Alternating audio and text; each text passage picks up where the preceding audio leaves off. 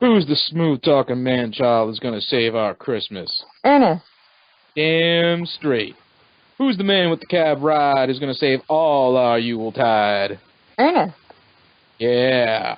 You know, some people say this Ernest wrecks his friend Verne's house. Shut your mouth. But I'm talking about Ernest. Then we can dig it. He's a complicated man, and no one understands him but his Santa. Ernest P. Worrell. Know what I mean? That's right, folks. Nathan brought this Yuletide classic to what were they thinking, known as Ernest Saves Christmas. Oh, easily one of my favorite Christmas movies. And is it really? Yes, 100%. It's one of the ones I watch every year. It's in my top 5.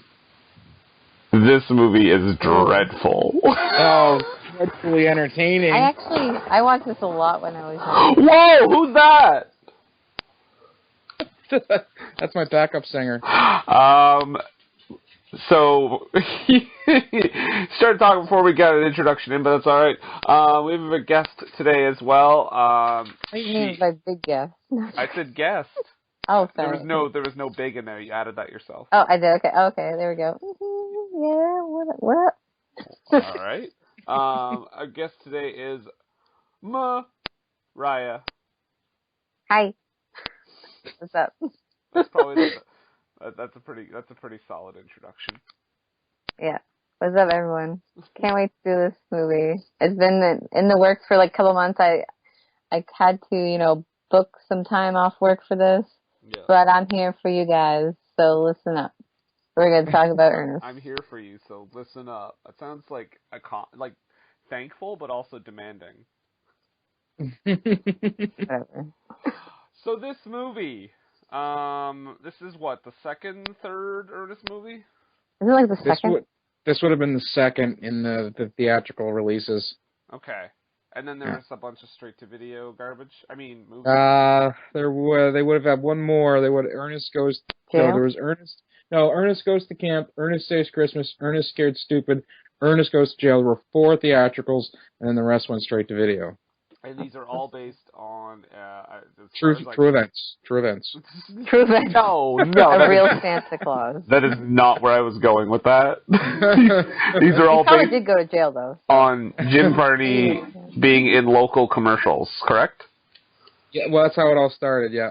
Yeah, for doing locals, and then he went national because he did commercials for like I think it was like Jimmy Dean sausage or it was a sausage and breakfast meats company. Okay. And then he did Ernest Goes to Camp, and then he had a television show actually. Hey Verne, it's Ernest. If I could just say, if I could imagine him hawking any product, breakfast meats makes the most sense, I think.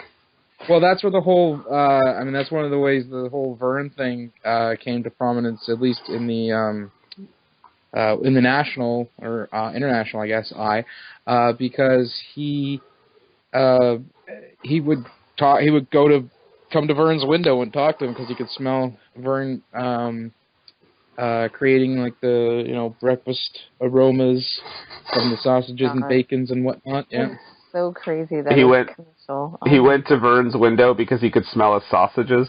Well, they were neighbors. Yeah, and as far as Ernest was concerned, they were best buds. Yeah, Verne is played by us, by the way. Yes, it's a point of view shot from the audience, which is startling. Yeah. Very startling for someone who didn't see those commercials, and suddenly Ernest is addressing me and destroying the house. Mm-hmm. So before we get to that, let's start this little film off, because we start with Santa Claus arriving to Florida in an airplane. Yep. He is talking to an we had those sweet Norman Rockwell slash. Oh yeah, the Coca-Cola ads in the beginning. Oh, I forgot we cannot skip over that. Yes, because there's blatant Coca-Cola advertisements through the credits. Here's the thing: it looks so classy, but you're in for, when you watch the movie, it's just like, oh shit, you're gonna get yourself into some trouble because it's not that classy. I think Nathan would argue that. Oh, this is so nice. This is traditional, and then he opens his mouth and says like, shit, no. It's bad. But I mean, at least he's not like cussing or anything. Like it's not the opening to like Silent Night, Deadly Night. No, this is true. Definitely. And I right off the bat, I just noticed the production company logo at the very beginning. I just wrote in my notes, seashell dildo. Okay. That's what it looked like to me. If you look back at that, trust me, it looks like a seashell dildo. No, trust me, he rewinded it like a bunch of times. So he's like, look at that dildo. Like a bunch of times. Like I analyzed that dildo. Yeah. Look, Mariah, look, no, see, look, see. Look. Yeah, no, you see, it's like a dildo. There's a dildo there. See. Know what I mean? Know what I mean? No, this is for research. No, go back. These opening credits, yeah, like as far as the movie is like manic and zany, like no matter what you think of it, it is pretty fast paced and over the top and everything. But like the opening credits are an odd choice. Yeah, I didn't even remember it was this entrance at all when I was younger, but it is a long entrance too, really long. Yeah. Yeah, well, I mean, it's because it's all technically it's all title card. Yeah, exactly. Yeah.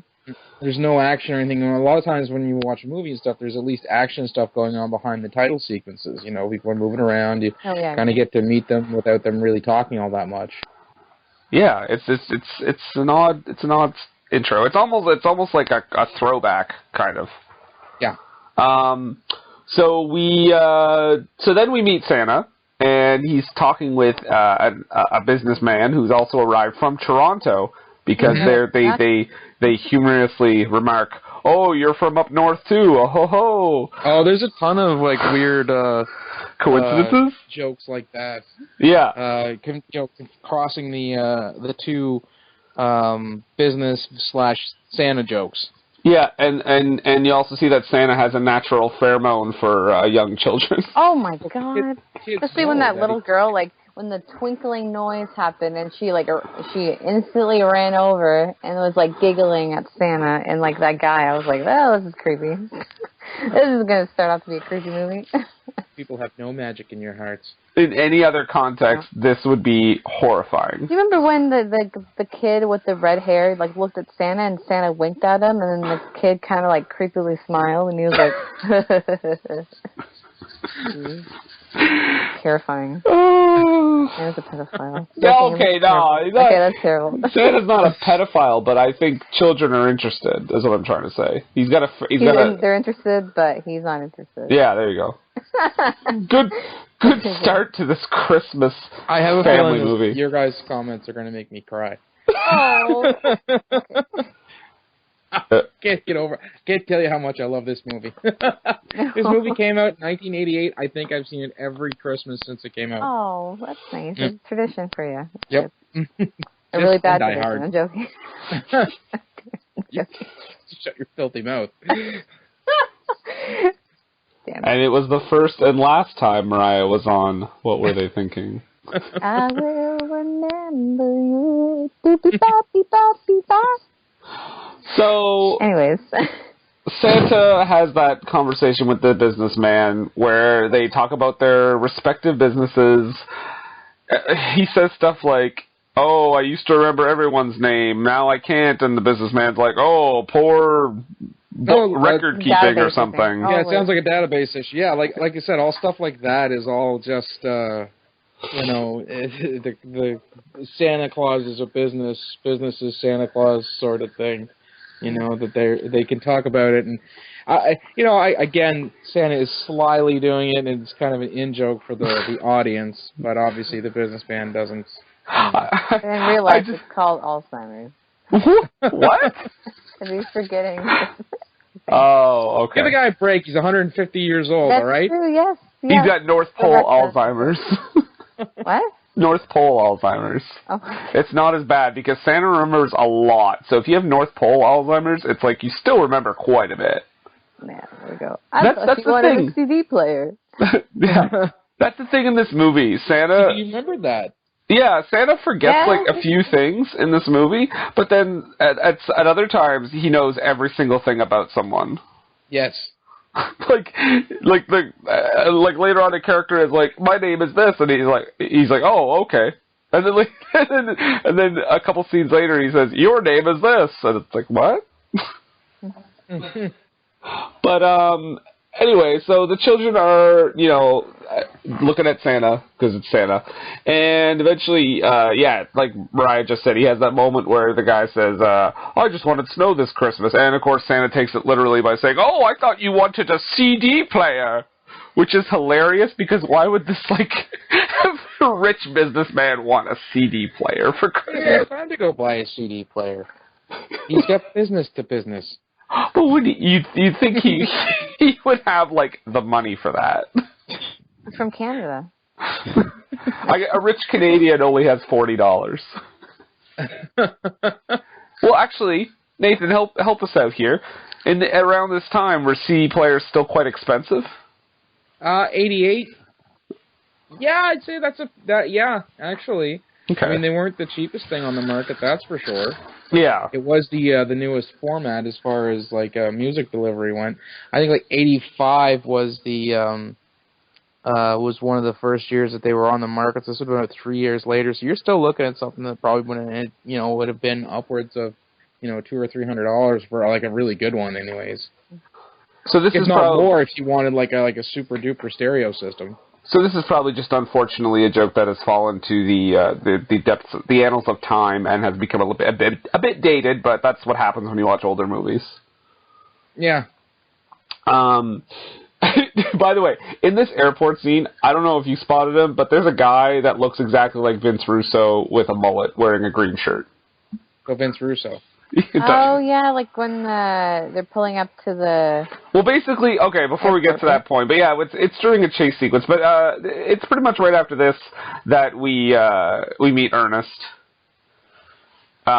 with the... Screaming Demon. With King of the figure eight.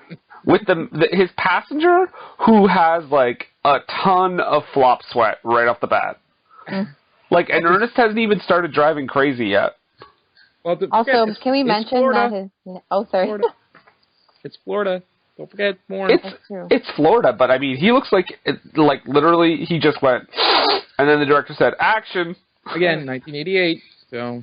It's possible, right? He was a businessman in 1988. It is not unthinkable that he was riding the rails, if you catch my drift. This is a family movie, Nathan. Oh, actually, if you look behind some of the jokes and stuff, it is not. First off, let's start with the number of cab that Ernest was driving. Yes, thank you. I noticed it right away. I was and this is not necessarily a dirty joke, but Mariah, why don't you tell everyone what you noticed in Ernest's cab in the dashboard? So when he opens up the dashboard, it says, keep the Christ in Christmas. And I was like, Did you see that? I did not notice that, no. Keep the Christ in Christmas. Yeah. When he pulls out, this is when Santa gets into his cab, he pulls it open and gives him the 3D glasses. When he takes it, when he opens it up, it's keep Christ in Christmas. I was like, And then he has dinosaurs later on in the movie. So what is that kind of message? What are you trying to say? So Ernest is driving this guy all over the road. Crazy. He's obviously a horrible driver. Screaming Demon. Yeah, making all figure eight. Making all these rhymes. Going for his 7th track record tonight. Good Lord, all his little rhyming snippets. And he has a goddamn snow globe in his steering wheel. Yeah. Okay, this is now. I think I mentioned this to you before, but the only Ernest movie I've seen besides this was Ernest Scared Stupid, and that was when I was a young lad. So I do not remember. I don't remember hardly anything. So when those first shots, when Ernest's face is right up to the camera, I was startled. I forgot that was a staple of these movies. Guys, if you want to see Jim Varney up close, you watch this movie because he could not get any closer to that camera. Well, no. So that's again, like you said, that's Ernest. You're Ernest. I wish. I meant the other like EARNEST. Oh. So you're welcome. Ernest? Oh, you know what? Merry Christmas, everyone, because this is Christmas. Oh, it's here. Merry Christmas. And yeah, I guess. I mean, whatever. Also, did you notice, like, when he puts him back in the car, the guy, when he somehow rolls out of the car, I don't know if he opened up the door or the door was, like, kind of loose, but when he took him out of the cab after the chase scene, he was, like, stiff. Like, it looked like rigor mortis set in already for that poor guy. Yeah, I thought he was dead. So catatonic, he had gone like a stiff as a board. Yeah, and he keeps light as a feather. Yeah, like Ernest keeps like knocking his head into the doorway of the car. Bam, bam, bam. Come on, mister, let's go. You're gonna miss your plane. So he throws the guy. Well, I don't know if he throws the guy. The guy ends up in the luggage compartment somehow. No, Ernest put him on a luggage trolley. Yeah. And he was running to the airport, and then when he got to the luggage compartment for the conveyor belt, he hit it, and the guy fell onto the luggage conveyor belt and was whisked away into the luggage sorting area. Where he will probably get injured or die. Oh, I mean, that's, he's not a major character, so it's all right. Ernest commits casual murder. Also, if he's driving like that all over the road and almost causing highway accidents, he's got to be responsible for a few murders. Vehicular manslaughter. Vehicular manslaughter. A few deaths. Yeah, come on. Sorry, I don't want to get into legalities here, but right. Some unfortunate things have happened at his expense. So I guess he almost hits somebody or something at the airport. I kind of missed this. Yeah, he runs. I think he runs over like some guys like luggage, and then it's actually a bunch of Chinese, like a bunch of Asian men. Yeah, when he's getting his catatonic passenger to the airport, he's like, "Don't worry, Val, we'll be airborne in no time." And he hits the on-ramp, going up to the unloading area of the airport, and he's actually airborne.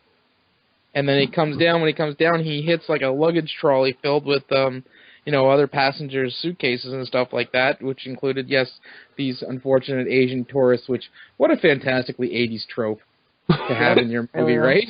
I'm just surprised they didn't have any cameras, because, take very cool. Pictures, yeah. They didn't watch Gamera, clearly. Oh, man, I've always wanted to do this. If you have a camera, no monsters can hurt you. Well, yeah, because the flash, disorients them. Oh, is this not the part where... is this also, Mariah, when you made that comment about Santa Claus going through security? Oh, yes, I was just like... I said, this is how 9/11 happened. I said, this is how 9/11 happened. You just let people through let people through. And also, I'm just wondering, how the hell, did he get a picture taken with, because, they're pretty picky when you take a picture for the passport. They let him dress up as fucking Santa Claus. Anyways, also, there was people in the background that had turbans on. I was like, well, that's terrible. Well, that's because it was 1988. Yeah, I mean, at least they had turbans on. At least they had just had turbans on. They weren't, doing some goofy accent or something. Oh, yeah, exactly. That makes me sound terrible for saying, there's people with turbans on in the background. That's terrible. Oh, yeah, well, not only that, I mean, there was a Hare Krishna, there was Sheik, there was a lady who had a hat made out of shoes. I did not notice that at all. Well, the only reason why I was because it was just, it's one of those, again, easy 80s jokes. So there's some wacky people at the airport. Have you ever been to the airport? But did you ever notice that? Yeah. It would have been great if Jerry Seinfeld just did a bit in the middle of the airport while they were running through. Or even Sinbad. It's there you go. Sinbad would have done. Virgil signing pictures. Virgil doing stand-up? No, signing pictures. The Spiritos at the airport. See, it wouldn't have been as sad in 1988, though. So weird wrestling reference in there. Yeah, we always throw in like 10. So it all started with what was that? Oh, Shark Boy and Lava Girl, because Nathan was mad at me. I thought I made ones during thrashing. I think you did a couple, but I think Shark Boy and Lava Girl is where you really kicked it into third gear, because you're like, you know what? Wrestling references all throughout will keep me afloat. Nowhere like an RKO. Oh, there you go. There it is. So Ernest picks up Santa. Yes. As he's running away from airport security and the angry Asian men. And tosses him in the cab and they take off. This is where the scene happens where the Keep the Christ of Christmas happens. Yeah, and he gives them the 3D glasses. Their sunglasses. Which are just the worst choices for sunglasses. Yes, they even say on them, do not use the sunglasses. But I mean, Ernest is not the smartest lad, but then sometimes he's like super smart. Also, he does not pay attention to the fucking road. Like, he just like, looks back, looks front, looks back, looks front, like, you pay attention. Jesus. Looking back, I'm like, oh my goodness, no wonder. This is where he gets his tree, because there's a truck passing by that loses a tree. Ernest steals it from the back of a truck and it falls off. It fell off a truck. Come on. It's for his friends, okay? So, whatever. I also like the fact when they're talking about the trees as they're driving by. You know, keep your channel number 5. Give me the scent of a pine tree. Yeah, I'll take something. Channel number 5, channel number 5. Yeah. Oh, yep. Ernest doesn't know a lot of words. Or he just mispronounces a lot of them, so. Yeah. But like I said, then sometimes, like, we'll talk about this later, but sometimes he is, like, really smart. Stay calm, Tannenbaum. You love this movie. I love this movie. I can't say that enough. And also, Ernest, when Ernest saves that Christmas tree, he causes several cars to go off the road. Yes, a huge pile up, and then one drives away in reverse. Yeah, like and he goes like probably gets in an accident somewhere. Yeah, that laugh. Oof. It's a very George W. type laugh. Yeah, exactly. Then we meet the two dim-witted baggage handlers. I forget, Bobby and Chuck. Is that who it is? Chuck. Yep. Okay. There's this really odd joke here where they're moving boxes. Bobby gets crushed and is somehow not dead. Oh, that's a shtick. It's like Chuck is like the kind of lazy. Obviously, the guy who should be doing all the heavy lifting, but it's always Bobby doing the heavy lifting and hardly saying. He's kind of like a Penn and Teller thing, but without the magic and more buffoonery. But Bobby does have a few lines. He does. I didn't say they were exactly Penn and Teller. You said, I believe. Do you want to play it back for you? You said, Brendan, carbon copy, Penn and Teller, right to the T, exactly the same. No, I want you to carbon copy Penn and Teller in on this. Oh. So they can hear that they were stealing somebody else's shtick. Penn and Teller, you've been called out. Actually, this was '88. They were doing that. They were doing that stuff before then. I don't know. Well, we should call them up on the podcast. Hold on. But here's the funny thing is Ernest starts talking about how he loves Christmas so much, even so much so that he memorized the reindeer names, and he says Donder and Blister, and it's almost like every time they start talking about the sleigh or the reindeer, they cut. They have to cut to Chuck and Bobby. Yes. Because this is where they chuck to the, that's an M, V, M, V, M, V. That is Helper Elms. Yeah. V, Bobby, I'm gonna have to get you to go back to work, okay? Talk to you later, bud. I'm just gonna say this right now. I know you love this movie. Love it. But I did not care for any parts involving these two characters at all. I remember, like, looking back at the movie, like when I was younger, I do remember like the out of all the movies, the most important thing I remember is the reindeer on the roof. That's a pretty awesome part. I remember that. So yeah, basically we find out that the boxes contain reindeer because Santa shipped his reindeer in boxes on a plane. I know.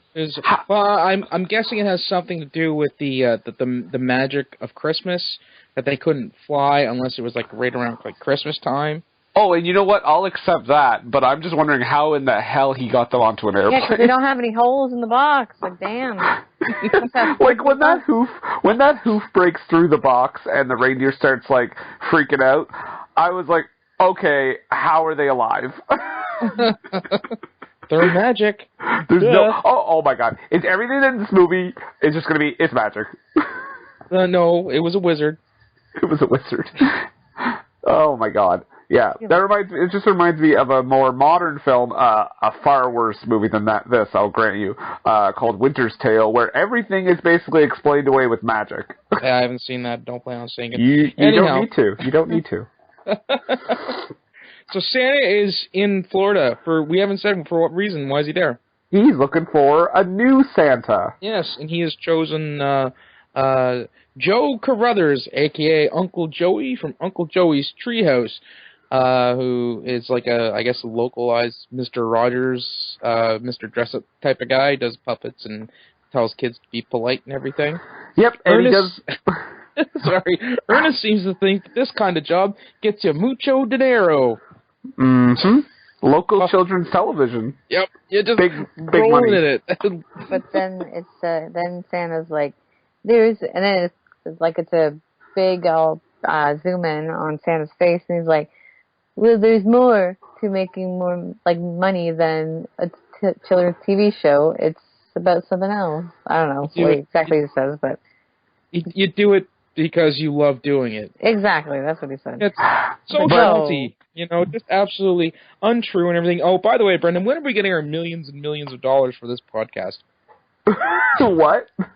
Well, I mean, just the idea that anything they're saying that you don't do it for money, you just do it because you like doing it or you love doing it. What a load of horse shit. By the way, when are we getting paid our millions of dollars? Guys, I don't know if you know this, but the average podcast salary is $5 million a year. So, I know. Yeah, no, I'm just explaining that to the viewers. To the listeners, not the viewers. If you listen to podcasts just to stare at the picture for an hour and a half, you're weird. Just gonna say it. I'm laying down the gauntlet. That is weird. That is a weird thing to do. I don't have audio on my computer, but I sure like listening to that podcast just staring at the picture. Yes. I wanted to say, when you said the puppet show, this was odd. Because when we see Uncle Joey, or Joe, doing his puppet show at the Children's Museum, which I thought was oddly titled, but we see him doing this puppet show for kids in front of a giant, funhouse mirror. That makes him look a lot bigger than he is. And his face super distorted. And you can see. Okay. I haven't been to a lot of puppet shows, but as far as I can understand, when you're underneath and your arms are up with the puppets, you probably don't want people to look at you. No. In fact, the whole point is being out of the shot. Okay, so this guy's puppet show setup is to have a giant window underneath the puppets, so you can see him the whole time. And not only is it a giant window, it's a giant funhouse window, so it's even more distracting. Yes. Also, cameo from Gauss. Yes. This movie connects so many things, so many of the movies we've all talked about. Nathan, all of our movies are connecting.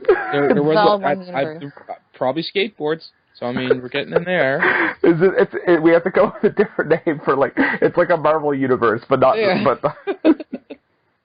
So what were they thinking? Cinematic universe. There you go. Yeah.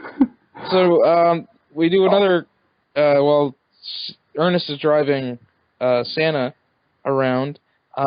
We run into Half-Shirt Runaway trying to do a check skip at an Italian place. Oh, yeah. Harmony Star, a.k.a. Pamela.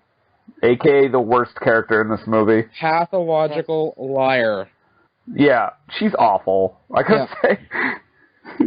And Mariah, when she said her name was Harmony Star, you said the funniest. You were like, when she said, "Remember that it's going to be famous." Mariah's like, "Remember that I'm going to be famous one day." Mariah says, "Why? For doing porn?" Yeah, because it's not Harmony like Star. that. Harmony Star, like what's this shit? Kind of name Yeah. is that? So yeah, she scams a restaurant, right? Yeah. Well, and the guy's like, "Hey, stop!" She's like, "Oh, my brother does this to me all the time. He says he's gonna pay, and then he takes off. I'm stuck there holding the check. There he is. Hey, Tommy!" And the guy looks, and then she's like, "Sucker!" and runs away. She jumps in Ernest's cab, to which Ernest goes, "Ah!" Because she stands on his foot to make him take off. Okay, I didn't catch that. I thought he just started screaming for no reason. No, she stands on his foot, and they peel off down the street, and once they get away, and he gets to do his fantastic John Wayne impression. It was a pretty good John Wayne, I'll say. Yeah. And this did make me laugh. Is the smile he gives her immediately after? Oh yeah. The big goofy Huckleberry smile. Like he couldn't he always teeters on the edge of creepy and just way too goofy to be creepy. Yeah. Sometimes he crosses that line, and then sometimes like that smile is just like, okay, he's like not gonna do anything to you. I would still be a bit shaken though. But not stirred? Yeah, oh my god. Not like I got nothing. Okay. I had something and then it went. And it just went right away. Yeah, it flew into space, much like the elves.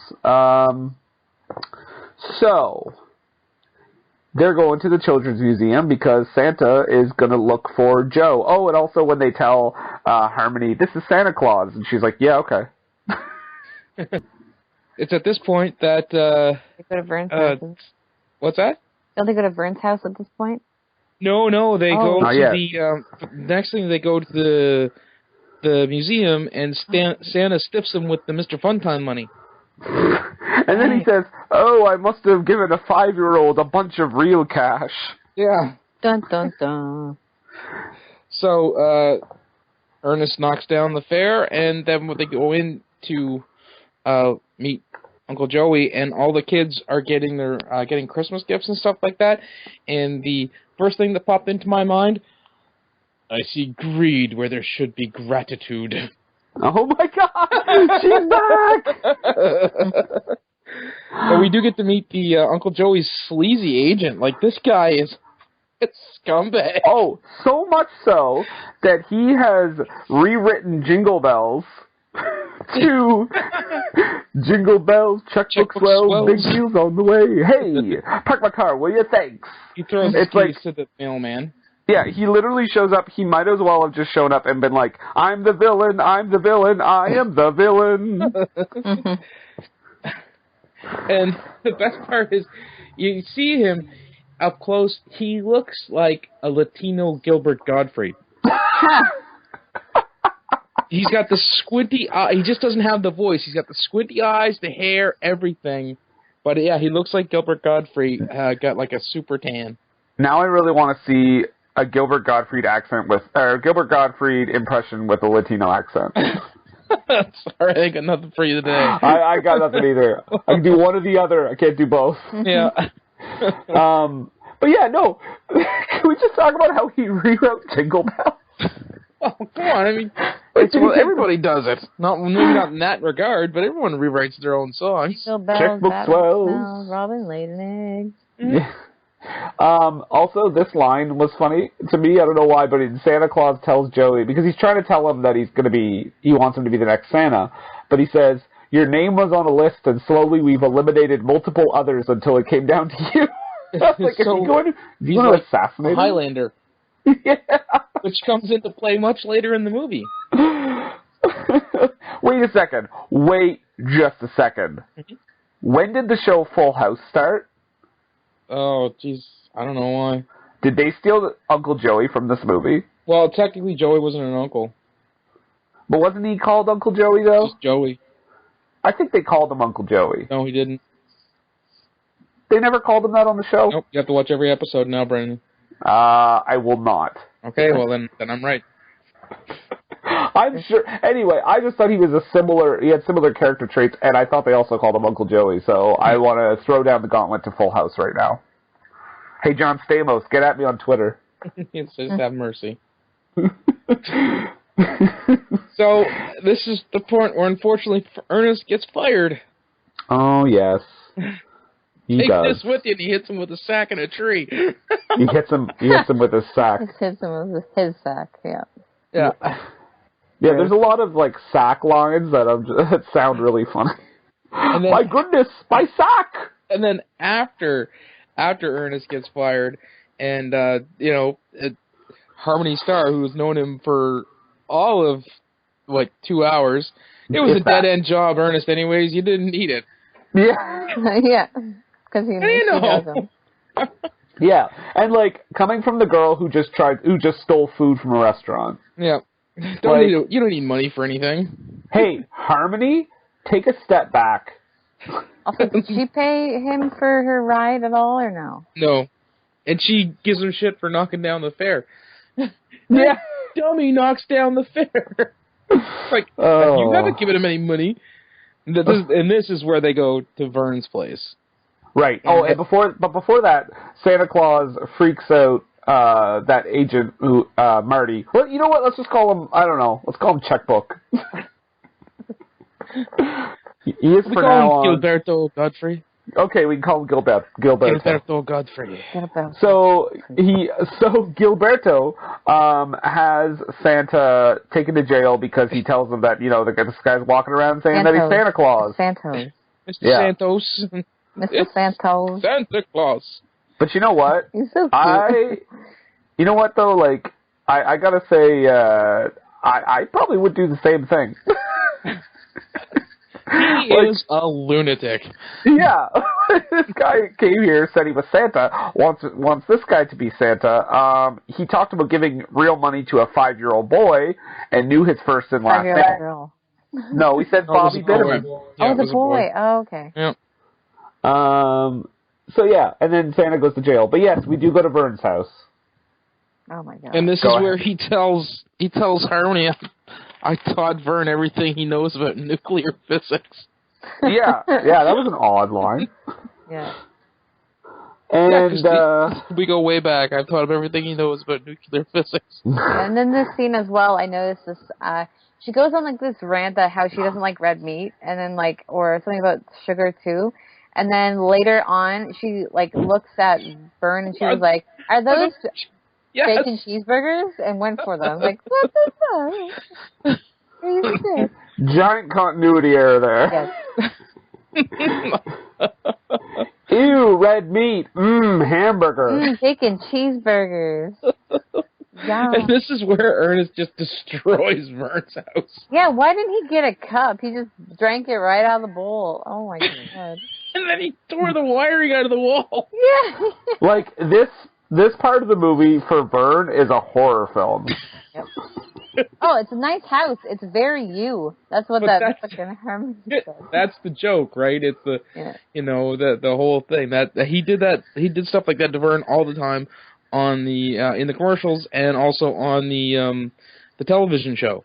He'd come in and wreak havoc, and Verne would kick him out or something like that, and that was the joke, that was the shtick, right? Kind of reminds me of the Continental, the SNL sketch with very much, very much so. Yeah. So you're the a very demented version of that sketch.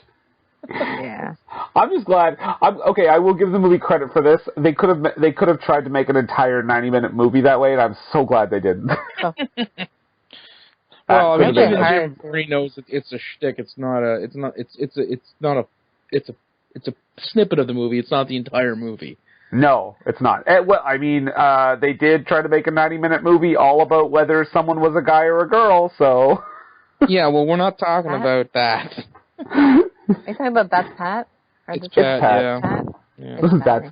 That's Pat. I had to sit for that goddamn thing. Santa gets booked. and we find out that he has snowflakes for fingerprints. And they're just like, yeah, oh, Lord. look at this. And they don't even, like, it just ends there. Like, look Yeah, at this. that's it. Yep. And then we go to the Nice screen thinking. test. Yeah. There's a lot of smash cuts in this whole section because Santa gets booked. You get his snowflake fingerprints. Then we smash cut to the screen test with Uncle Joey and the kids. And his agent is loving the fact that they love Uncle Joey. And then we cut. Yeah. And then they cut back to Verne's place where Ernest is like, we need to get bolt cutters. And he opens up the bed. And then he opens up Santa's sack. Yeah. See him. And then when we go to the jail Damn. and those undesirables are surrounding Santa, I was like, oh my god, he's going to get raped. In any other movie, that would have been the rape scene. Also, like, in the the last majority, movie we watched, that would have been the rape scene. Yes. Yeah, exactly. And I find that the majority of the people, like, that were in the prison were of, Said they were minorities. yeah, there we go. We'll just say that. Also, the guy It was in the half 1988, Mariah. There's nothing you can do.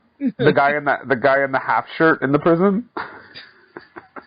What is it with half shirts in all our movies that we watch? Also, there's one guy that looks like a dirty Bruce Springsteen. So Bruce Springsteen? Yep. There's like, I think there's like some punk, like stereotypical, punks in the, like the getting booked in the prison too later on.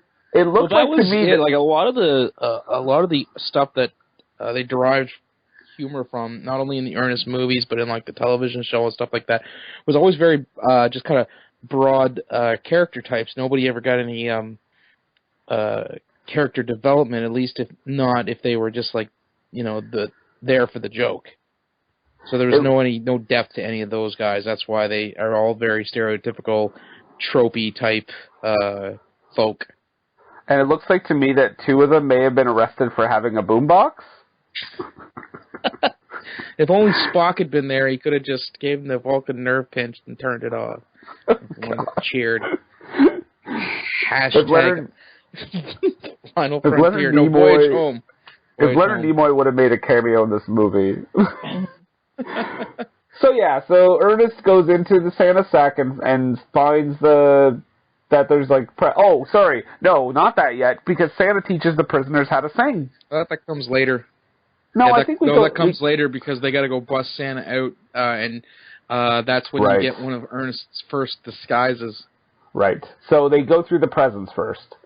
So first thing they do is Ernest sees that, and then he starts giving his world travel theories to Harmony about how Santa could have done it. Yeah. Factor in the vernal equinox and the rotation of the Earth and all that stuff. He just might do it. See, that's what I mean. Sometimes he's like the stupidest person in the world, and then sometimes he's doing that. Yeah. And then we get another scene with the reindeer at the airport, which, again, is just... here's the thing. Chuck and Bobby, I'm almost positive they're friends with a lot of the actor folk that Jim Varney... They were in his crew or his group, like people that he would... they would get cast a lot in movies and television shows that he did. So I think a lot of this stuff that we have with them, while it doesn't drive the plot a whole lot, it's kind of like him helping them out, getting a paycheck for his friends. Oh, yeah. Nice. Well, from everything I've ever heard of the guy, he was nothing but nice. So I've never heard a single story where that Jim Varney was an asshole. You don't hear too many Jim Varney pedophile stories. Oh my god. Terrible. And by not too many, you mean none whatsoever. Yes, I do. So we go back. Ernest is cooking breakfast. Oh my god, this scene. Yeah, when he starts talking about how Santa must have got in through the forced heating ducts in his house. Okay, did you think, though, when this scene opened and the introduction of Harmony lying on the couch, did you think that was a little odd? Why was she wearing shoes? No, just the way they panned up. It would have been super odder if she had been in his bed. Yeah, I know. It's just, it was a weird, Like a weird way shot, to do it. Like, she's like supposed to be like, she basically identifies as a kid. But she's 22. She's not 22. She says she's 22. The actress was 16. This scene made me really uncomfortable when he did like the lips. The pussy lips. Yeah. And then he just continued to make the noise, like the. Oh. Ew. Thank you. No problem. Get it back. Yeah, Mariah had run her. I looked over at her notes. Mariah had just written down pussy lips. That is. Yep. Gross. And then it just stopped and they just started making the noises and it just like it was on his face for like maybe like 10, 15 seconds longer and I was just like, ugh. I almost vomited when Jim Varney created that mouth pussy. Oh then my he burns God. his hands to purify them because pain is the purifier. If we weren't taught anything else in the last movie we watched, pain is a purifier. So he burns his hands on the griddle and immediately puts butter on his burns, which is like the worst thing you can do. Hey, you got to put the Christ back in Christmas. Then we go back to the airport where Chuck and Bobby are talking about reindeer, saying that they're alien goats. You can argue that you could have cut almost all of the Chuck and Bobby scenes and none of the plot would have been affected. Because if you just kept the part where the reindeer were on the roof and then that's it, and just not cut back to them after that, it would have been the same amount of plot. Yeah, it's true, yeah. Yeah, so we cut back to them a lot. Just like you said, whenever they mention like the sleigh or the reindeer, it's like, oh, remember that? Yep. So this is where Ernest has his first costume change. Yes, because he finds out that Santa got committed by Gilberto Godfrey. Right. And him and Harmony dress up. Which this was one of the things where I was like, okay, there's something kind of porno about this whole thing. Uh-huh.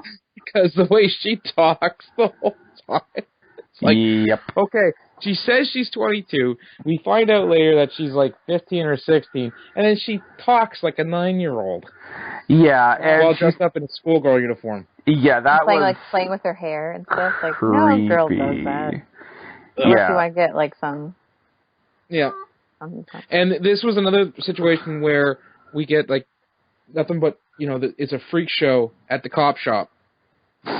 Because like it's the airport and the police station in every like kind of wacky 80s comedy movie.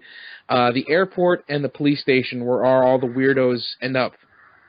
You know, because there's like even in Hollywood Homicide. Fuck that movie. Fuck that movie. So, as they're touring Ernest and, Harmony Star is a pretty fitting name considering what this whole vibe, this whole thing is going on. Yep. Yeah. Ernest is showing his range. Oh my God, he's showing his range. I love this movie. That's one of the reasons why I really like this movie is because Jim Varney, he does play Ernest throughout the entire movie, but he's got like 3 other characters that he uses in the movie, which display like what he was capable of. And I even said to Patty when we were watching, I was like, he was such an underrated guy. Like he had such skill, and it was a shame that he kind of got pigeonholed as Ernest. I just think I think it's odd though that in the credits they credit him as all the characters, but really every time it's just Ernest. Like, it's Ernest in disguise, but the way they credit him in the movie, they credit the characters as separate characters. Sorry. What? Ernest in disguise. Isn't that odd, though? Well, no, because those characters are actual characters that he used in his television show and also in, like, the theatrical troops and stuff that he started out with. So it's well, yeah, it is Ernest playing those people. It's still, it's that Jim Varney had a hand in saying what the credits were going to say. So he's like, I want people to kind of know the names of these characters because don't forget these characters would have also been on his television show, which was on TV at the time. Okay. So, well then. So they're in the prison, and they walk him to the cell, and he's like, "I'm Santa Claus," and then he's like, "No, you're not." How could he not recognize that that's Ernest? I don't know. Yeah, he doesn't recognize him. I don't think he does at all. Ernest. Remember, Santa's slipping. So Santa's slipping. Oh, But true, Santa could look at someone and say, "No, this is your name. This was your gift." But Ernest has slick back hair, and he's like, "Who the fuck are you?" Yeah, But this exactly. this is really good because when they're taking him away, Harmony Starr, who's supposed to be playing the niece of the governor, it's like, "I have to tell Uncle Herbert about this," and he's like, "Oh, don't do that. He would make a throw rug out of this man's chest hair." Yeah. Gross. Gross. That's gross. Um, So they say that he's gonna get committed to like a asylum or something. Mariah, Let him go. hold What? on. Well, Hold no, on a because he's second. taking him. Hold on a second. Mariah, Okay. what was the horrifying thing you said that you thought was going to happen when they walked down the hallway? Oh my god. Okay. So instantly, for some reason, I thought of Silence of the Lambs when they were walking down the prison. Like part Hello, one. Ernest. Oh, no. No. She, When they walk through, it's in Silence of the Lambs, when she walks down the hallway, there's this guy, jerking off, and then he throws the jizz in her face. Something like that. I thought that was going to happen. Ernest just gets a face full of man What the juice. hell is wrong with you two? I don't know. We need help. It's a Touchstone video release, which means it's a subsidiary of Walt Disney, which means you're not getting anything like that. They have dildos as a production company. You know that You're only Walt, saying that because Brendan put that in your head. you know that Walt That was didn't thinking sound about right, it. You know what I mean. Walt was You thinking did put about it in my head. Anyways, so they let him go, and for me, I think this is the reason why America is so fucked up, because they let people in the country without legitimate passports, and they're letting prisoners go without proof. They're just like, yeah, go, just go. You're convincing. This movie. Sorry. So, suddenly what were they thinking turned into this weird alt-right podcast, and I never listened to it again. And this is the last time Mariah's will be on. No. But yeah, no, really though, because he goes in, he has his hair slicked back, and they're like, yeah, okay, yeah, just take him. Yeah, no, copies of, They didn't check his verification or his documentation. Like, No, I think they would have looked it up on the internet or anything. No, but I mean, I don't know, photo ID? This is completely, off, topic, but, it's Joe Carruthers, right? Yes. Okay. Initials. JC. JC. Yeah. Jesus Christ. Whoa, mind I blown. think you're reading a bit much into this, truther. Hey, Right put the Christ back in Christmas. There we go. Put the Bringing brothers the back into Jesus Christmas. into this movie. That would have been great. That would have been great if it said "Put the Carruthers back in Christmas." So we get another disguise. Yeah, for old Ernest woman. as the old lady. Yep, which it connects to our last movie because remember Mrs. Randall, Patty had said she looks like Ernest. Ernest. Jesus, this is getting weird. And this is probably Jim Varney's second most famous character. Because of all the times you see an Ernest movie or the television shows or anything like that, it's either Ernest or this character. I gotta say, this scene did make me laugh a couple times, especially when he says, "Don't bother, but I'll be dead by then." Or siding it with him. There's no future in it for you. Yeah. No, well, that line where he says, "I'll be dead," or something like that. When you know it, that's how it goes. You have two sons, and the good one dies. Yeah. Yeah. So he does have to find out where Marty, the agent, is, so he can find Joe. Sorry, Gilberto. He goes there to find out where Gilberto is, so he can find Joe. Right. And they find Joe. Well, they find out that they're at the movie sets, because this is when we get another disguise. Snake Man. Snake Man. You wanted one of them snakes for your son? Yeah. I gave one to my boy. I'm looking for the horror movie film. You want one of these for your boy? Just want more pies and...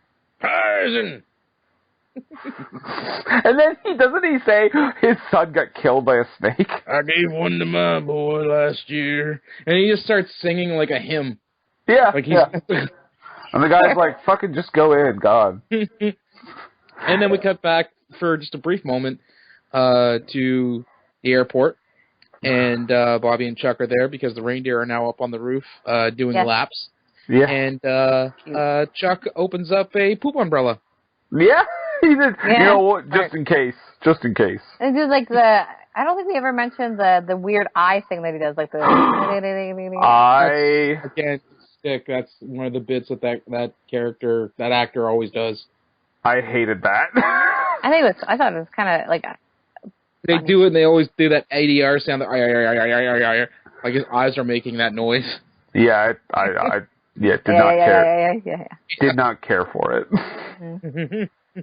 So we go, I think Sam's going on the set of the... Yes, and he sees the dancing girls as they're going in, as he's sneaking onto the set. He takes a peek. Takes a peek and straightens his mustache. Santa's a perv. I missed that part. Oh my God. I was like, ooh, a sultry Santa. Yeah, he definitely checks out that dancer's ass. Yeah. And then this is where you see Joe doing his the camera stuff, the camera tests or screen tests with the kids for the movie he's going to be in.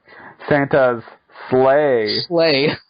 S-L-A-Y. Which, by the way, last movie... Sleigh Ride. Yep. It's all coming together, man. Oh my God, there's so many. I mean, to be fair, we are doing two movies where Santa figures in prominently. Yeah. Now, is it just me, or did the director not look like Judge Reinhold's less talented cousin? I'm not even joking. I was just about to say, I hope he says Judge Reynolds, because that's what I was thinking too. Yeah, me too. It's like in 1988, he was a pretty big star. I feel like they would have wanted him, but because this movie is a fairly small budget, I feel like Judge Reynolds, his fee would have been too high. I'm not even joking. Like, he was a big name at the time. Oh, he was. The 80s were a good time for old Judge. He had already had Beverly Hills Cop in the can. Yep. And despite the Dancing Cop movie, he was still widely respected. Dancing Cop movie? Oh, you never saw that? Oh my God! He's I can't remember the name of the friggin' movie.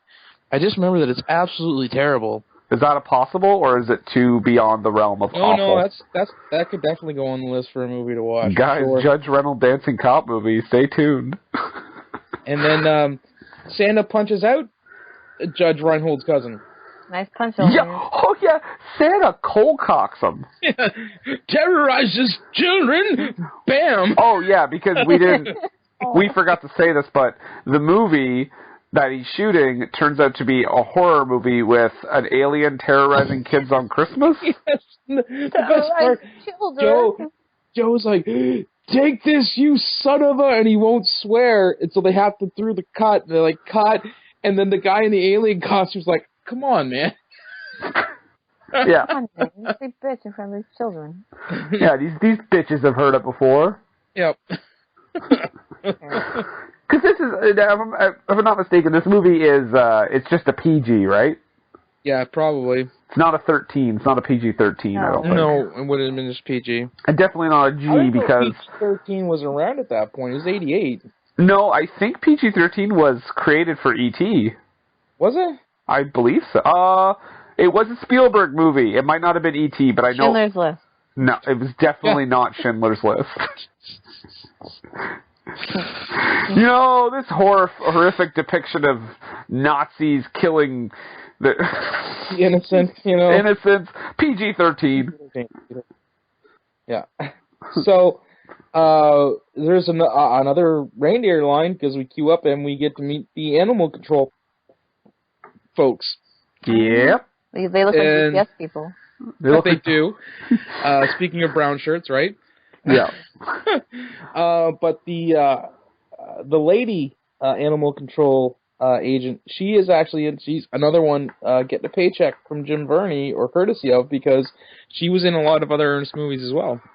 Is this whole cast Jim Varney's friends? I'd say a good portion of them. I mean, the man looked after his people. What can he say? Yeah, so they see the reindeer and they freak out and they leave. Oh, that's not us. That's you want to call what does she say? What is the line? Air control.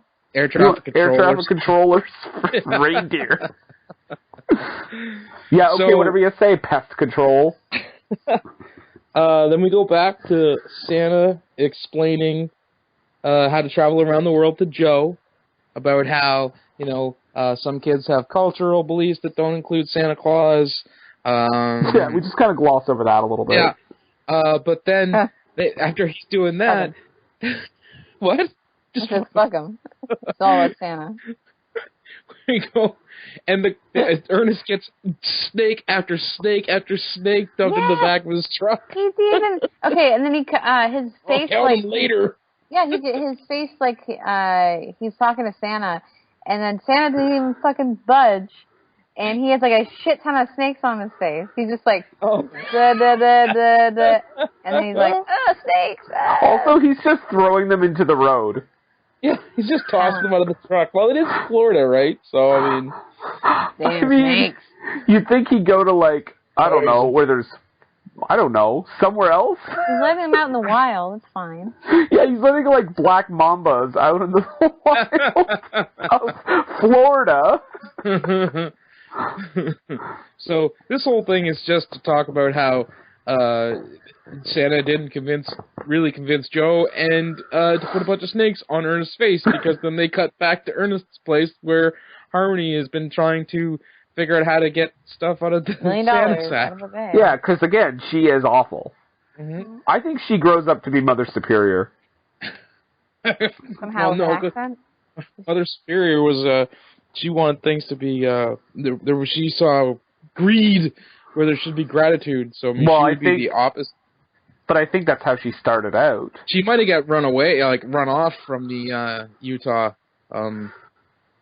orphanage by Mother Superior because she just wouldn't go along with the gratitude plan. Oh God, if Mother Superior had made a cameo in this movie. Harmony, you're to come back this instant. You don't like Utah. Indiana will be worse. If anybody's wondering what the hell we're talking about, watch our last episode. Listen to our last episode? Yeah. Okay. So Ernest doesn't trust her, but then he's like, here, take the sack, because, I don't trust you, but now I trust you implicitly. Right. Well, they do check it. Yes, they check it, but Ernest, again, if the distrust was there initially, I think Ernest should have just been like, okay, yeah, I still don't trust her. Yeah. But Santa says, see, you got to trust people, and he's like, yeah. But then Pamela is, I gotta say though, as far as Pamela, sorry, I just changed her name. It's Harmony. We'll just call her Harmony. In the span of 30 seconds, switches out that sack with one full of feathers awfully quick. Yeah. Well, she had started getting it ready before they got home. Yeah, because she picked it up and it was just And this is, at this point, I don't know, my mind must have been wandering or something, but she has some high-waisted pants. Also,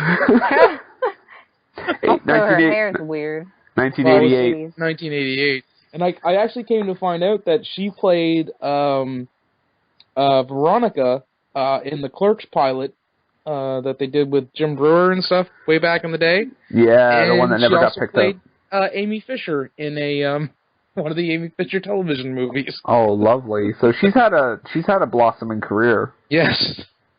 This is definitely the biggest thing she did. Yeah. So she takes off with Santa's sack and goes to the bus station. She's basically like, you know what? Fuck Christmas. Yeah, I'm just gonna jack this and get the hell out. Looking out for number one.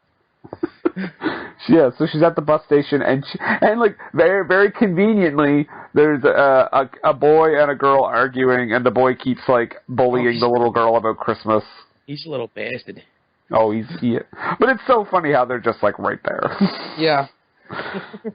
So throughout the next... Okay, because, warning, this movie, if you thought the smash cuts were jarring earlier... Get ready. My Buckle God. because you're going to get whiplash. Yeah. So basically, it might be easier maybe if we just do, like, each character's journey at this point. Because for her, she's at this bus station, and she ends up sticking up for the little girl eventually because she's like, you know, I believe in Santa, blah, blah, blah, blah. And her brother, I almost said her boyfriend, and her brother is like, we believe in that. And so, Stupid kids. Stupid kid. And then Harmony says, hey, don't say that. Santa's real. And then the girl's like, why do you have a sack then, you dumb shit? If that's Santa's sack, why do you have it? Yeah. You're obviously not Santa. The elves arrive. The elves arrive. And again, the guy who caused 9/11 just lets them right through. Skippy, yeah. TSA agent Skippy. Yep. And they all know his nickname. That's the thing. Santa knew his nickname, and now the elves do. So he goes, huh? And then you hear that little jingle jingle effect. Which, by the way, is the same jingle effect when the kids were fawning over Santa Claus. Yeah, it's the same, like, as a bag when he throws the bag. It's the same thing through the whole movie. It's the sound of Santa magic, duh. It's the sound of Santa pheromones. Oh, my. Terrible. What do you? Yeah. At least they have midgets playing elves, though. That's good. Not like little Gary people. Oldman with his Midgets? Canceled. Oh, sorry. Oh, my God. What is this, 1988? Sorry, No. they had little people playing elves. Sorry. I believe they prefer dwarves. Dwarves. Okay. Yeah. What? No, that's a real thing. Oh, it's not. What? So anyways, they go and Ernest tries to get the reindeer, and he can't because his name isn't Helper Elms. Warwick Davis said he likes to be called a dwarf. Well, he grew up in a different time. Is it little people? Little people, from my understanding, is the So I preferred take back what I said nomenclature. about the midgets. It's, Yep. At least they have Too little late. people playing it. Too late, you're Hitler.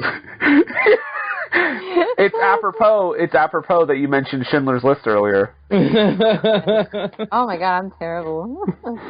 9/11. Yeah.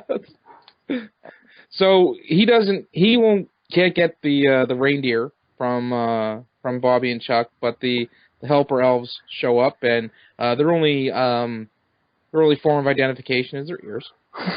Do you want an ID? Yeah, here, it's us. Oh, okay. Yeah, close enough. They The helper- pop you the mean- mouth off it. It's us. Yep, Do you mean the Helper Elms? the helper elms. Yep. Yeah, so the elves pick up the reindeer with Ernest, In a rider truck. and they somehow drive over spikes.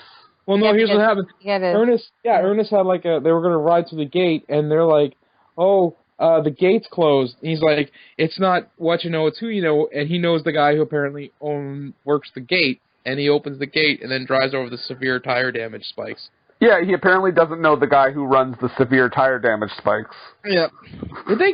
And you guys might not notice this, but one of the elves called him like Elroy or Elrod or something. Yeah, I heard something like that. They also call Santa Big Red. But that at least is the code makes sense there. I know, but it just made me think of Santa as like a tobacco executive. Big Red? That's a chewing gum company. Oh, whatever. Chewing gum, tobacco, same Stop thing, ruining my guys. Called jokes, Big Red, Nathan. You know what? There's tobacco and chewing gum. Conspiracy unraveled. 9/11. Not- Jesus. So yes, that is an odd thing to call Ernest. I agree. All right. So we go to the movie studio, isn't it? Next. Yeah, we're all over the place, but yeah, All over we the are. place. We're at the production meeting that Joe is And- having. One of the production guys is trying to play hardball with Uncle Joey, saying that he needs them more than they need him. But if you Yeah. look in the background, the sales, the revenue for that production company are in the toilet. I didn't notice that. I did see a chart, but I didn't notice that at all. Both charts are trending downwards. Yeah, if they know what's best for them, they might want to tone down the violence and the bad language. Because that's the only contract. That's the only contract dispute he has. He's not asking for more money. Yeah. Just maybe instead of bitch, we say, son of a gun, and I hit him with a bat. Or you son of a, and then he pulls the trigger. Yeah, and then it's off screen. Yeah. There you go. And that's super duper quick, and we go back to Ernest flying the sleigh. Right. Because that's how they're going to get the sleigh to Santa in time, is they hook up the reindeer, and that's where you said, the elves were like, I don't think Big Red's going to like this. And it's another wacky driving scene. Yes. It also looks like Agent Orange is coming out of the sleigh. Spraying it all over the town. Jesus, you are hitting all the marks today. No, but seriously, it looks like something's coming. I know it's magic. I know it's supposed to be magic, but it looks like, like some horrible birth defect causing pesticide. Gotcha. Santa runs his sleigh on Vietnam atrocities. Oh. Yep. Terrible. So, which is kind of apropos because they scramble the fighter jets. That's right. They're like, what the hell is that? I don't know. Clearly Blow it up. sound stage. Yeah. And it's a ton of stock footage. Yep. It does look like stock footage. I even have a note: terminate with extreme stock footage. That's the thing. Love it. That's the thing too. When they say that line, terminate with extreme prejudice, that's the line, right? That is a dark moment for this movie. Because they're like, okay, what do we do? I don't know, kill them? I told you, man, it's a family movie, but there's loving little winks to adults throughout this movie. Loving little winks to adults. Yep. And then so Ernest wants to get below the radar so he can lose the fighter jets, and he flies through a toll booth and pays the toll. What a guy! Oh, Ernest. What a swell fella. Mm-hmm. Yeah, so then they end up in space. where Ernest can breathe. And the elves are good too. Nobody moves. Maybe the sleigh has like an oxygen bubble. It's a possibility. It is magic. An invisible oxygen bubble. Okay, what did I say about the it's magic argument? Sorry, a wizard did it. Okay, that's better. And this is the point where everyone kind of figures out Santa's real, because he shows up at the Children's Museum, and him and Joe and Santa do the quickening, thus proving that Santa Claus is a Highlander. Wait, what? Yeah, they like shake hands, and he passes his power on to Joe, and Joe becomes Santa through the quickening. We're also skipping over the fact that Harmony comes back and has a very awkward stare with Santa, where I thought they were going to kiss. Only you would, Brendan. No, I was not the only one that thought that. Mariah? What? You thought Harmony and Santa were gonna make out? Yeah, it was like, it's an awkward, like You've been hanging out with Brendan for far too long. Yeah, they're just like slowly, and I'm like, oh, is this like, are they gonna kiss? Like, oh, no goodness shit. in your soul anymore. Well, they know. Gone. It's okay. I never legitimately thought they were going to kiss, but the way they set up that scene is a way they would set up a scene where like a long lost girl or guy comes back and they have the kiss moment. Yeah, is what I mean. Like just the way they looked at each other, and now he's like, "Welcome back." And so Joe's there, Pamela's there. They got the sack back. Joe is now Santa Claus, but they don't have the sled. And they're like, "Oh, so hey, Santa, where's the sled?" And then Santa does his best Ernest laugh. Yeah. Oh, that's what it was. Okay, because I thought it was just really creepy. Okay, that makes sense. Yeah, that makes sense to me. I just thought he was being super creepy in that part. But while they're killing time waiting for Ernest to arrive, Santa tells Joe, "You can make it snow in Florida." And they do. Yeah. Through the effect of shaking wax flakes in front of the camera lens. I don't know. It was a dreadful effect. Oh, that wasn't real snow? Because that looked so realistic to me. Oh, that was easily the worst part of the movie for me. Cut to guy from beginning of the movie that said he wanted snow on Christmas. Being a hard ass. First yeah. guy's being a hard ass. And he sees the snow and he's like, you know what? Take Christmas off. Yeah, go home and hug your kids. Go home and hug your kids. That part of the movie was weird.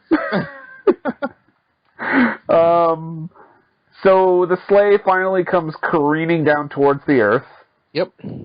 First to where Ernest is heading towards certain death. But he hits the air brakes. And he's upside down. Suddenly existed 30 seconds before he hit the... No, like a second before he hit the ground. Air brakes. Again, a very George W. Bush type laugh. Maybe that's where he drew his inspiration. It's impossible. George Bush. Well, hey, is it really? Man, I love them Ernest movies. Yeah, is it really that much of a stretch to think that George W. Bush was watching Ernest movies? Oh, not in the least. No. So yeah, Ernest makes it. He brings the sleigh. He's like, "Hey guys, here you go," and Santa Joe takes hold of it. He tells Ernest to join him, as well as Harmony and the elves, and they go sleighing off into the night. S-L-E-I-G-H. Not like Billy from the last movie. No, the movie doesn't end with them murdering people. But I did note though, Ernest is brought on to drive the sleigh specifically, and I said, okay, so Christmas does get canceled because Ernest crashes the sleigh and they all die. Bastard. And what have you learned? You've killed us all. You son of a gun. There you go. So, this is where we find out that Santa's name is Seth Applebaum. Applegate. Sorry, Applegate. Yeah. That's my note. I wished it was Seth Applebaum because it would have been hilarious if Santa had been Jewish. Yeah. Well, I thought Seth Applegate was pretty close to a Jewish name. It's close, but it's not Applebaum. Right. Also, when he said that he was 150 years old and he turned human again, wouldn't he be dead? No. Withered away? I expected him to be as soon as he went to human form, to just crumble. Just when the vampires get killed in From Dusk Till Dawn. Yeah, they just It's just like the burning vampire effect. I believe the way it works is that he, whilst he is Santa Claus, he is ageless, and then when he passes it on, he begins aging again. Well, that's unfortunate. Oh, by the way, this is the Sultan from Aladdin. Yes. I just, someone told, Ryan, one of our loyal... Gilbert. Shout out to Ryan Gilbert. Ryan Gilbert! Very loyal listener, and he will be coming on to a future episode for a movie that Nathan is very excited for. Oh, yes. But he pointed that out, and I had no idea. I knew his voice sounded familiar, but I had no idea he was the Sultan in Aladdin. I thought that Uncle Joe was a voice actor, but he hasn't done anything that I recognize. He sounded like almost like Roger Myers Sr. or Roger Myers Jr. from The Simpsons in some points. He has a very odd look. Toothed and bearded. But yeah, I mean, and then what is this? And then it's like Merry Christmas. Know what I mean at the very end there? And then we have the stinger with Joey and Chuck, or Bobby and Chuck. Oh God, we can't skip over that. Yeah, go ahead. Well, that's where he's where they're arguing whether it's an E or an F, and it's no, it says right here E Bunny, and then the giant rabbit ears burst through. Which, why would the Easter Bunny send himself cargo? Right. Yeah, really. He's a rabbit. And why is he there so shortly after Christmas? He's got 4 months to kill. Well, depending on the way Passover's falling, maybe he's only got 3. Okay, and then they have the balls to go back to that sound effect to end the movie. I was like, fuck you, Ernest. Okay, well, that was Ernest Saves Christmas. That was delightful. And it was something. Merry Christmas, everyone. Merry Christmas. It was something. The whole movie was finding Jesus Christ. It was not Joe Crothers, Jesus Christ. but I gotta say, he spent this whole time just blasting it. Great movie. Fantastic movie. That was a good, it's a fun movie to watch, but, if you, sit down and actually, I highly recommend it.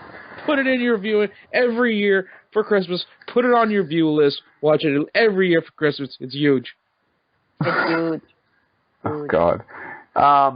But I gotta say, you know what? I gotta say, it's not a hard watch, definitely. It's not, I don't even know what our most difficult, I'd say Hollywood Homicide was the most difficult watch so far. Maybe the Kiss movie. Shark Boy and Lava Girl was... Oh, yeah, you're right. It's definitely on the other end of the spectrum of Shark Boy and Lava Girl. Yeah. Yeah, so it's not a hard one to watch, but, yeah, so we have a couple other things to say here, not regarding this movie, but I hope everyone's having a good Christmas. Yes, because it's Christmas. Merry Christmas. Or whatever holiday you happen to celebrate, Kwanzaa or whatever. Happy holidays.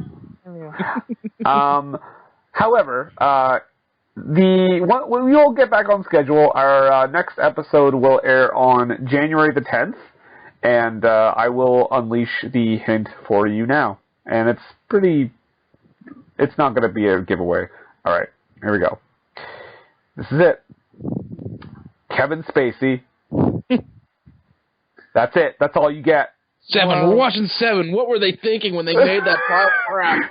Man, can you imagine? Can you believe The Usual Suspects? What a shitty movie. No, Kevin Spacey. And it's you know what? Kevin Spacey hasn't done a lot of shitty movies, so it shouldn't be too hard to figure it out. Kevin Spacey and You're Welcome. Oh, you bastard. But, yeah, Nathan. Thanks for having me on. You were a delight, Mariah. Oh, thanks. Appreciate it. You were a social dumpster fire. Thank you. But I gotta ask you, Nathan. What's that?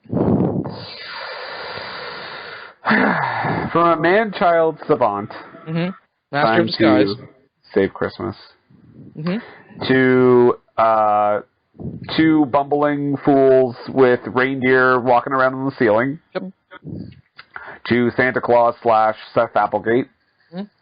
Sorry, that name makes me laugh. To a bunch of, know what I mean? Yep. Gotta ask you. What's that? What were they thinking?